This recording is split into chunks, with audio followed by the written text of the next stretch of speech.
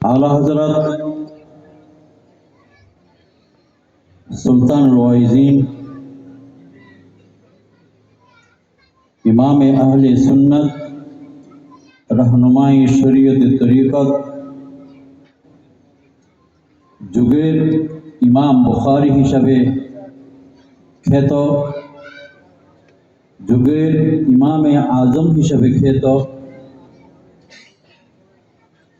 उस्तादुल उलमा वल फुदला हुजूर अल्लामा काजी मौलाना मुहम्मद नूरुल इस्लाम हाशिमी রাদিয়াল্লাহু তাআলা আনহু কর্তৃক প্রবর্তিত আমার জানা মতে শুধু বাংলাদেশ নয়, পাক ভারত উপমহাদেশের সর্বপ্রথম যিনি 12 দিন ব্যাপী ঐতিহাসিক ঈদ মিলাদুন্নবী শীর্ষক সেমিনারের প্রবর্তন করেছেন, যেখানে দেশ নয় যুগের সর্বশ্রেষ্ঠ উলামায়ে কেরাম নির্দিষ্ট বিষয়ের উপর আলোচনা করে থাকে। এই মহতী সেমিনারের মুহতারাম সভাপতি, উপস্থিত ইমামে আহলে সুন্নতের সম্মানিত শাহজাদাগণ, মঞ্চ ভর্তি উলামায়ে কেরাম, আমরা যারা নাচিস নালায়েক এই শামিয়ানার নিচে বসে পর্দার আড়ালের মা বোন, মাইকের আওয়াজ যতদূর যাচ্ছে যারা আমাদের কথাগুলো মন দিয়ে শুনছেন, রহমানি ও রহমাকুমুল্লাহ। আমরা এতক্ষণ যাবৎ অত্যন্ত গভীর মন দিয়ে তরুণ উদীয়মান আহলে সুন্নাত ওয়াল জামাতের ফখর যার আলোচনা শুনে আমরা ভবিষ্যতের জন্য অত্যন্ত মন ভরা আশা বেঁধেছি যে আহলে সুন্নাত ওয়াল জামাতের কান্ডারি হবে, হাল ধরবে, আহলে সুন্নাতের আওয়াজকে শুধু দেশ নয় বিশ্বময় ছড়িয়ে দেবে।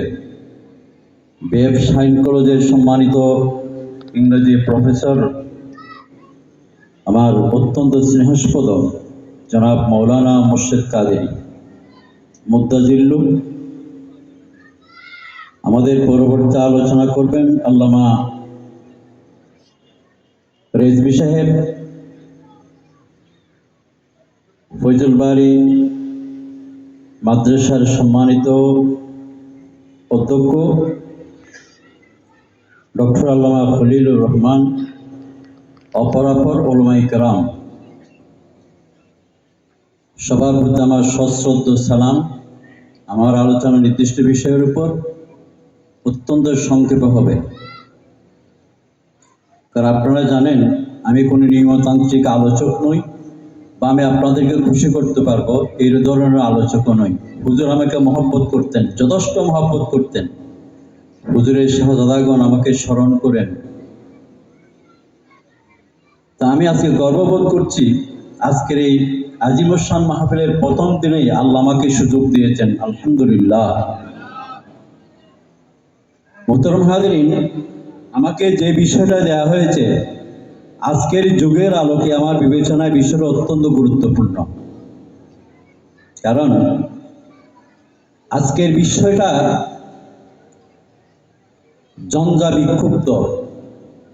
যেদিকে আপনি তাকাবেন যুদ্ধ যুদ্ধ আওয়াজ। দীর্ঘদিন যাবৎ বিনা অজুহাতে, বিনা কারণে, একমাত্র মুসলমান হওয়ার অপরাধে ফিলিস্তিনের মুসলমানদের উপর ইহুদিরা, খ্রিস্টানরা, আজকের বিশ্বের মোড়ল যেভাবে নির্মম যুদ্ধ চালাচ্ছে, নির্যাতন করছে, বিশেষ করে শিশু এবং নারীদের উপর যে নির্যাতন করছে, সর্বশেষ তথ্য অনুযায়ী এই ফিলিস্তিনকে পুরোটাই গ্রাস করার জন্য ইহুদিদের যে চক্রান্ত, ষড়যন্ত্র। ভারতের অবস্থা অত্যন্ত নাজুক। পার্শ্ববর্তী বার্মা মুসলমানদের উপর দীর্ঘদিন ধরে নির্যাতন চালাচ্ছে। সিরিয়া বিধ্বস্ত, লিবিয়া বিধ্বস্ত, ইরাক বিধ্বস্ত, আফগানিস্তান বিধ্বস্ত। এই যে যুদ্ধের নাম দিয়ে মানব জাতিকে একটি বিশেষ ধর্মের অনুসরণ করার অপরাধে বিশ্বের মানচিত্র থেকে তুলে দেবার যে নির্মম প্রয়াস, এটা কোনো যুদ্ধ হতে পারে না। সুতরাং যুদ্ধ কি হতে পারে, ইসলাম কি শিক্ষা দিয়েছে, যুদ্ধের ক্ষেত্রে আমার নবী পাকের আদর্শ কি, নীতিমালা কি, এই গুরুত্বপূর্ণ বিষয়ের উপর আলোচনা অত্যন্ত সময় উপযোগী। সম্মানিত আয়োজকবৃন্দকে আমি আমার অন্তরের অন্তঃস্থল থেকে এই ধরনের একটি বিষয় নির্ধারণ করবার জন্য ধন্যবাদ জানাই। মোহতরম হাজিরিন, আমরা যেটাকে জিহাদ বলি, সেটা আসলে বর্তমানে যে যুদ্ধ দেখছি সেই রকম যুদ্ধ নয়। আমার আলোচনাগুলো মন দিয়ে শুনবেন। আমি অল্প সময়ে শেষ করব, 30 মিনিট আমার দ্বারা সম্ভব হবে না।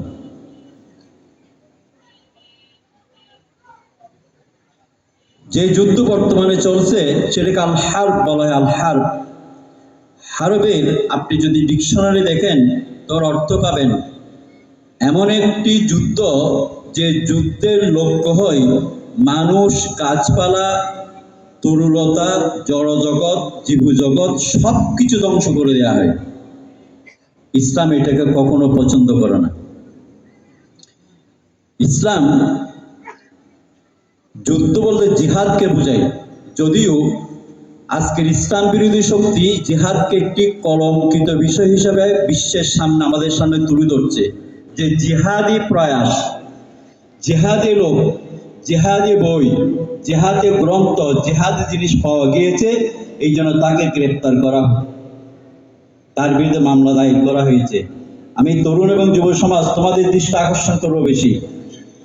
আল জিহাদ শব্দটি আল জুহুদ থেকে নির্গত হয়েছে, যার অর্থ হলো প্রাণান্তকর প্রচেষ্টা চালা।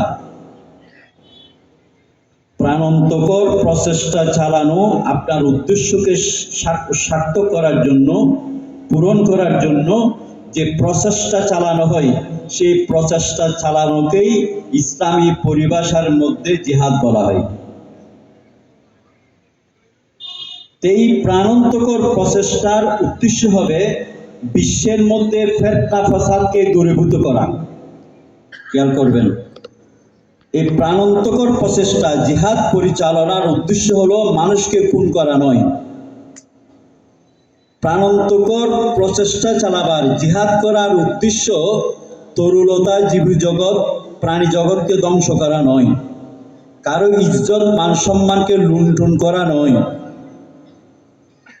কারো ক্ষতি করা নয়, নিরপরাধ মানুষের উপর আঘাত করা নয়, মানুষের আবাসের জায়গা, বসবাসের জায়গা ধ্বংস করা নয়। ইসলাম এটার অনুমতি দেয় নাই। আমি যদি বিস্তারিত ইসলামী জিহাদের, আমার রসুল প্রবর্তিত জিহাদের নীতিমালা আপনাদের সামনে পেশ করি, কোরআন এবং হাদিসের আলোকে স্পষ্ট হবে বিষয়টা। জিহাদ মানে হলো আল্লাহর জমিনের মধ্যে আল্লাহর আওয়াজকে বুলন্দ করার জন্যে, জমিনের মধ্যে যে ফিতনা ফাসাদ সেটাকে দূরীভূত করার জন্য যে কঠোর পরিশ্রম, সেটাকে বলা হয় জিহাদ। করেন সুবহানাল্লাহ। এই জিহাদটা অস্ত্রের মাধ্যমে হবে সেরকম নয়। এই জিহাদ, এই প্রচেষ্টা বক্তৃতার মাধ্যমে করা যাবে। এটাকে বলে জিহাদ বিল খুতবা, জিহাদ বিল কওল, জিহাদ বিল খুতবা। বক্তৃতার মাধ্যমে মানুষের মনোজগতের পরিবর্তন করা, মানুষকে আল্লাহমুখী করা, মানুষকে রসুলমুখী করার যে প্রাণান্তকর প্রচেষ্টা, এটাই হলো জিহাদ বিল খুতবা। যেমন ইমাম আহলে সুন্নাত আলা হযরত মুর্শিদ কেবলা আমাদের এই প্রচেষ্টা করিয়েছেন, ইমাম শেরবানি এই প্রচেষ্টা চালিয়েছেন, ওয়াজ করে, আলোচনা করে, কথাবার্তা বলে মানুষের অন্তরকে আল্লাহমুখী করা, মানুষের অন্তরে রসুল প্রেমের জাগ্রত করা। এটা কিন্তু জিহাদের অন্তর্ভুক্ত, মনে রাখবেন। আরেকটা জিহাদ হলো জিহাদ বিল কিতাবাত ওয়াত তালিফ ওয়াত তাসনিফ। লিখনির মাধ্যমে মানুষের পরিবর্তন করার জন্য, ইসলামমুখী করার জন্য, আল্লাহমুখী করার জন্য, রসুলমুখী করার জন্য, মানুষকে প্রকৃত অর্থে শান্তিকামী করার জন্য, কারো ক্ষতি না করার জন্য যে ধরনের গ্রন্থ লেখা প্রয়োজন, উপন্যাস লেখা প্রয়োজন, কবিতা লেখা প্রয়োজন, লেখা প্রয়োজন, প্রবন্ধ লেখা প্রয়োজন, নিউজ করা প্রয়োজন, এইভাবে লিখনির মাধ্যমে প্রাণান্তকর প্রচেষ্টা চালানোকে জিহাদ বিল কিতাবত বলা হয়। ঠিক একইভাবে ইমামে আহলে সুন্নাত যে তরিকতের প্রবর্তন করেছেন, সেই তরিকতের মাধ্যমে মানুষের অন্তরে আল্লাহর মহব্বত, আল্লাহর তাকওয়া ঢুকিয়ে দিয়া, ইশক রাসূল ঢুকিয়ে দিয়া, আউলিয়া কেরামের মহব্বত ঢুকিয়ে দিয়া, জান্নাতমুখী করা, জাহান্নামের ভয় প্রদর্শন করার যে চেষ্টা করেছেন, ওজিফা হাতে দিয়েছেন, সবক দিয়েছেন, ওয়াজ করেছেন, প্রত্যেক মাসে তালিমের মাহফিল করেছেন, 12 দিন ব্যাপী আজিমুশান ঈদে মিলাদুন্নবীর আয়োজন করেছেন, প্রত্যেক দিবস উপলক্ষে নির্দিষ্ট মাহফিল করা হয়। সব কিছুর উদ্দেশ্য হলো বাঁকা মানুষকে সোজা করা, জাহান্নামী মানুষকে জান্নাতি করা, গোমরা মানুষকে হেদায়েতের পথে নিয়ে আসা, বখাটে ছেলেগুলোকে শান্তিকামী করা, সুস্থ করা, মাদকসেবী মানুষকে মাদক মুক্ত করা, এই ধরনের প্রচেষ্টাগুলা, এগুলো জিহাদের অন্তর্ভুক্ত, এগুলো জিহাদ, এগুলো হলো জিহাদ। এরপরে যদি আমরা দেখি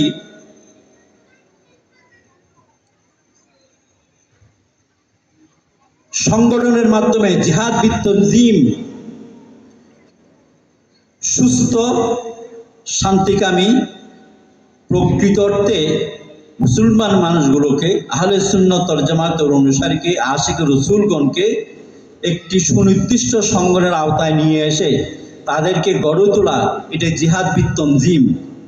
যেমন আমি একটা কথা বারবার বলি, যখন বাংলাদেশ ইসলামী ফ্রন্ট বাংলাদেশের বুকে প্রতিষ্ঠিত হয়নি, বাংলাদেশ ইসলামী ছাত্র সেনা বাংলাদেশের বুকে প্রতিষ্ঠিত হয়নি, আহলে সুন্নাত ওয়াল জামাতকে সাংগঠনিক রূপে রূপায়িত করা হয় নাই, তখন আমি ইমামে আহলে সুন্নাতকে দেখেছি সারা বাংলাদেশ নয়, মধ্যপ্রাচ্যের মধ্যে, সুদূর আমেরিকার মধ্যে তিনি ওয়াজের সফর করেছেন। ওয়াজ শেষ করে আসার পথে তাদেরকে একটি সুনির্দিষ্ট সংগঠন গড়ে দিয়ে সবাইকে সংগঠনের মধ্যে রেখে আহলে সুন্নাত ওয়াল জামাতের আদর্শের উপর থাকার জন্য তারা শিক্ষা দিয়ে এসেছেন। বিভিন্ন আঞ্জুমান গড়ে দিয়েছেন, বিভিন্ন সংস্থা করে দিয়েছেন, এগুলোকে বলা হয় জিহাদ বিত্তনজিম। জিহাদের প্রকারগুলোর মধ্যে এই জিহাদগুলো অত্যন্ত গুরুত্বপূর্ণ। তাহলে এইভাবে যদি একজন মানুষ জিহাদ করে, সে জিহাদ দ্বারা কখনো কোনো ইসলাম বিরোধী শক্তির ক্ষতি হবে না, কোনো মানুষের কোনো ক্ষতি হবে না, কারো কোনো সম্মানের ক্ষতি হবে না, গাছপালার ক্ষতি হবে না, শিশুদের ক্ষতি হবে না, নারীর ক্ষতি হবে না, বরং সবাই লাভবান হবে, উন্নতি জীবনের অধিকারী হবে, সমৃদ্ধ জীবনের অধিকারী হবে। আপনারা দেখুন, গরিবে নওয়াজ রাদিয়াল্লাহু তাআলা আনহু পাক ভারত উপমহাদেশের মধ্যে এসে লক্ষ লক্ষ মানুষকে হেদায়েতের পথে এনেছেন। তার হাতের মধ্যে কোনো লাঠি ছিল না, কোনো অস্ত্র ছিল না, কোনো বিস্ফোরক দ্রব্য ছিল না। এভাবে দেবদেবী পূজারী মানুষকে, লতা পাতার পূজারী মানুষকে, পানি গাছপালা পূজারী মানুষকে আল্লাহ পূজারীতে পরিণত করেছেন, আশিকে রসুল করেছেন, জান্নাতি বানিয়ে দিয়েছেন। তাহলে এই যে জিহাদ, এই জিহাদের তরিকতের মাধ্যমে জিহাদ করা, এই জিহাদ দ্বারা কোনো প্রকারের ক্ষতি হয় নাই। আহলে সুন্নাত ওয়াল জামাত এই জিহাদকে বিশ্বাস করে, এই জিহাদকে পৃথিবীর মুখে স্থায়ী করার জন্য চেষ্টা চালায়। এই জন্য আহলে সুন্নতের ওয়াল জামাতের আরেক নাম হলো জান্নাতি দল, আরেক নাম হলো সুফিবাদী দল, আরেক নাম হলো শান্তিকামী দল।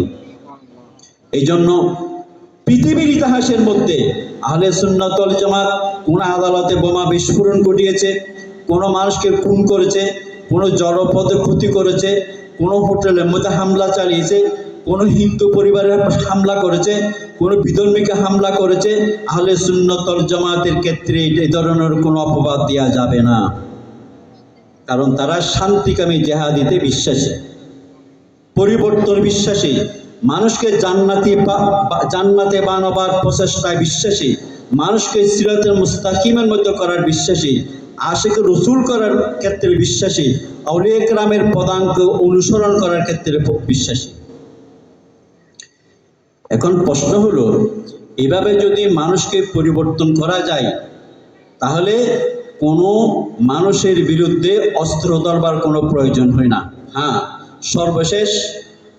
সর্বশেষ যেমন অমুসলিমরা যদি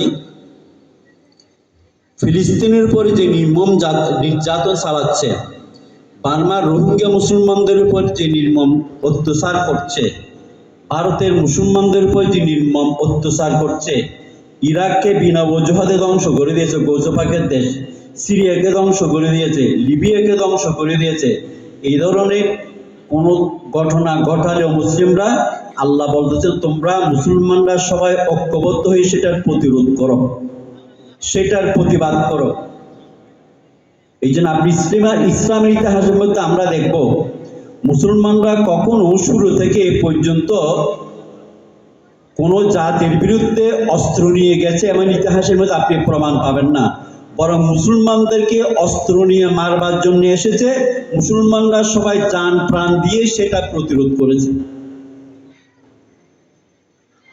কারণ আল্লাহ তাআলা কোরআন আযিমে ইরশাদ করতেছেন, ইদফা বিল্লাতি হিয়া হাসান, তোমরা অমুসলমানদের নির্যাতনের প্রতিবাদ করবা, অন্যায়ের প্রতিবাদ করবা সর্বোত্তম যেটা সেই উপায় দ্বারা, সর্বোত্তম যেই উপায় আছে সেই উপায় দ্বারা করবে। অস্ত্র কখনো সর্বোত্তম উপায় হতে পারে না, বিস্ফোরক কখনো সর্বোত্তম উপায় হতে পারে না, বরং ভালো যেটা, কল্যাণকর যেটা, সেটা দিয়ে তোমরা প্রতিবাদ করো, প্রতিরোধ করো, এটা বলা হয়েছে। হাজ্জাজ ইবনে ইউসুফ একজন মুসলিম স্বৈরশাসক ছিল, তার হাতে অনেক সাহাবায়ে কেরাম, তাবিঈন, মুফাসসির কোরআন, মুহাদ্দিসে কেরাম নির্মমভাবে খুন হয়েছেন। সে আবু হুরায়রা রাদিয়াল্লাহু তাআলা তখন জীবিত ছিলেন। আনাস ইবনে মালিক রাদিয়াল্লাহু তাআলা গিয়ে বললেন, হ্যাঁ আবু হুরায়রা, আপনি তো আল্লাহর আসহাবে সুফফার প্রধান ছিলেন, একজন ছিলেন, এখন হাজ্জাজ ইবনে ইউসুফ যে নির্যাতন চালাচ্ছে এগুলোর কি কোনো প্রতিবাদ করার দরকার নাই? তার বিরুদ্ধে তার সরকার পতনের জন্য আন্দোলন করার দরকার নাই? তখন আবু হুরায়রা জবাব দিয়েছিলেন, ফালিয়াসবির আলাইহি, বলেন সুবহানাল্লাহ, মানে এইটার উপর তোমরা সবর ধারণ করো। কারণ আমার নবী পাক সাল্লাল্লাহু আলাইহি ওয়াসাল্লাম আমাদেরকে শিক্ষা দিয়েছেন, যারা জালেম, যারা জুলুম করে, যারা ফ্যাসিস্ট, যারা স্বৈরাচারী, এদের যা পাওনা আল্লাহ তৈরি করে রেখেছেন, আর মজলুম যারা তাদের জুলুমের শিকার হচ্ছে তাদের কি পাওনা, জান্নাত পাওনা, সেটা তাদের জন্য নির্ধারণ করে রেখেছেন। অতএব তোমরা প্রতিরোধের নামে, প্রতিবাদের নামে তোমরা কখনো তদনুরূপ ওদের মতো কোনো নির্যাতনের পথ বেছে নেবে না। এই জন্য ইসলামের মধ্যে ধর্মঘটের অনুমতি নেই, ইসলামের মধ্যে হরতালের অনুমতি নেই, ইসলামের মধ্যে হাঙ্গার স্ট্রাইকের অনুমতি নেই, ইসলামের মধ্যে রেল লাইন উপড়ে ফেলার অনুমতি নেই, ইসলামের মধ্যে আপনার প্রতিবাদ করতে গিয়ে দোকানপাট, গাড়ি ঘোড়া পুড়িয়ে দেওয়ার অনুমতি নেই, ইসলামের মধ্যে কোনো জানের, কোনো প্রাণের ক্ষতি করার অনুমতি নাই। কারণ এগুলো ক্ষতির বিনিময়ে ক্ষতি হচ্ছে। ইসলাম বলতেছে, আল্লাহ বলতেছেন, আমার রাসূল বলতেছে, তোমরা যারা ক্ষতি করতেছো সেই ক্ষতির প্রতিবাদ করবে ভালোটা দিয়ে। ইদফা বিল্লাতি হিয়া হাসান, এটার নাম হলো জিহাদ। রাসূল পাকের জিহাদের নীতি হলো এগুলোই। এভাবে আমার রাসূল পাক সাল্লাল্লাহু আলাইহি ওয়াসাল্লাম আরেকটা শিক্ষা দিয়েছেন, সেটা হলো জিহাদ দ্বারা যেমন কুফরি মতবাদকে উপড়ে ফেলে, সেখানে উলুহিয়তের মতবাদ, রুবুবিয়তের মতবাদ, আল্লাহর মতবাদ, খুদায়িত্ব, তৌহিদ, রিসালাতের মত যেটা, সেটা সুপ্রতিষ্ঠিত করা যায়।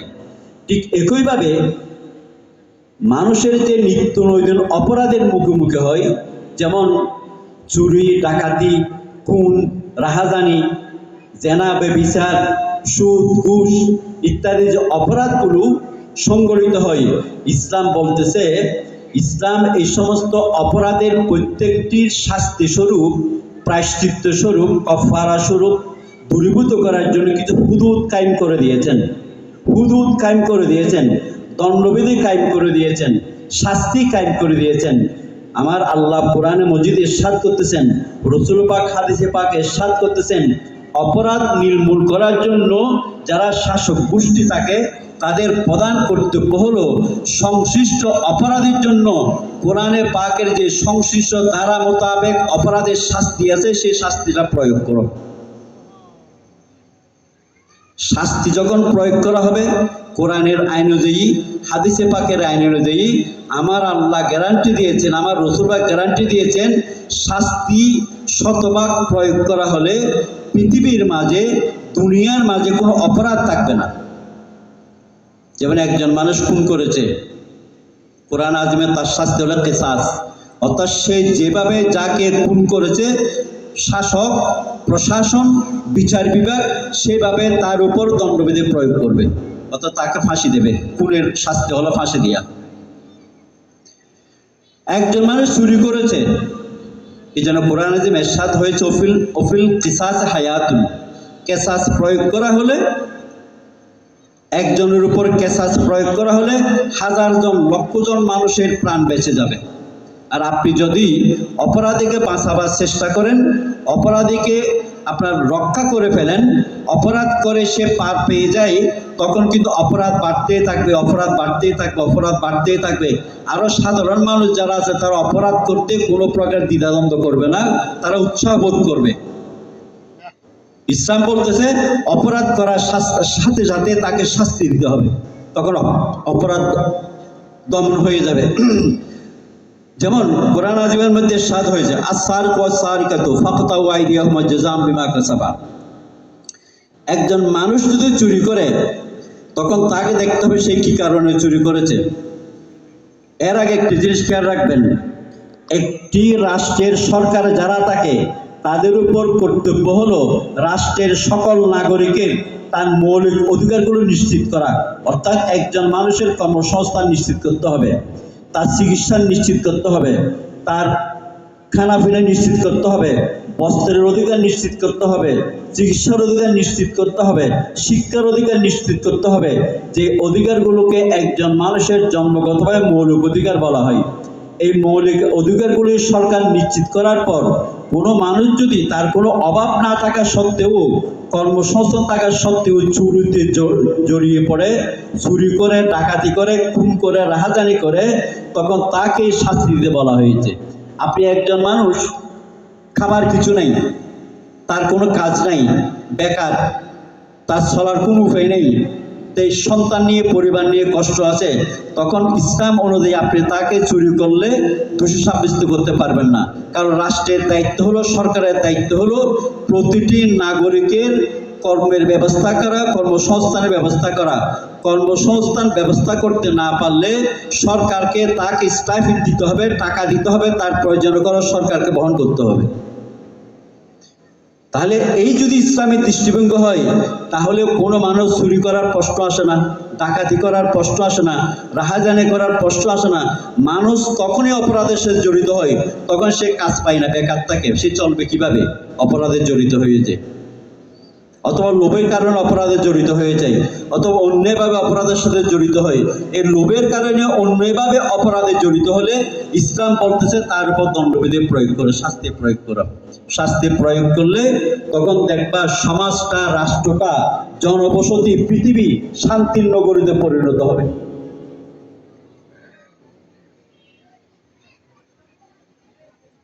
এভাবে ইসলাম শান্তির কথা বলেছে, এগুলোকে জিহাদ বলা হয়েছে, এগুলো হলো জিহাদ। তাহলে জিহাদ মানে কোনো উচ্ছৃঙ্খলা নয়, কোনো বিশৃঙ্খলা নেই। সর্বশেষ কথা হলো, অমুসলিমরা যখন, কোরআন আযমের ইরশাদ, হাদিসে পাকে ইরশাদ হয়েছে কি, মুসলমানরা, মুশরিকরা, অমুসলিমরা কখনো চাইবে না পৃথিবীতে মুসলমান থাক, ইসলাম থাক। লান তারদা আনকাল ইয়াহুদ ওয়ালান নাসারা হাত্তা তাত্তাবিয়া মিল্লাতাহুম। এই হলো কাফেরদের কথা, ইহুদি নসরাদের কথা। অর্থাৎ আমার আল্লাহ বলতেছেন, হ্যাঁ মুসলমানরা, হ্যাঁ আমাকে যারা বিশ্বাস করি বান্দারা, তোমরা খেয়াল করো, মনোযোগ সহকারে শুনো। ইহুদি, খ্রিস্টান, হিন্দু, বরীয়, মুসলিম যারা, নাস্তিক যারা, তারা কখনো পৃথিবীতে ইসলাম থাকুক, মুসলমান থাকুক, তারা কামনা করে না। ইউরিদুনা লিইউতফিউ নূরাল্লাহি তারা চায় জমিন থেকে আমার রসুলকে মিটিয়ে দিতে, জমিনের মধ্যে আমার রসুলকে মিটিয়ে দিতে, আমার রসুলের আদর্শকে মিটিয়ে দিতে, এটাই তারা চায়। সুতরাং এগুলো প্রতিরোধ করতে হবে। কিন্তু এইগুলো প্রতিরোধ করার জন্য আল্লাহ তাআলা বলতেছেন, ওয়াইদু লাহুম মাস্তাতাতুম, ওয়াইদু লাহুম মাস্তাতাতুম, ওয়াইদু লাহুম মাস্তাতাতুম। তোমরা সদা সর্বদা তোমাদের সক্ষমতা অনুযায়ী শক্তি সঞ্চয় করে রাখো। কারণ একজন মানুষ কাপড় ছাড়া যেমন থাকতে পারে না, একজন মানুষ খাবার ছাড়া যেমন থাকতে পারে না, একজন মানুষ সমাজ ছাড়া যেমন থাকতে পারে না, মুসলমানরা কখনো অস্ত্র ছাড়া থাকতে পারবে না।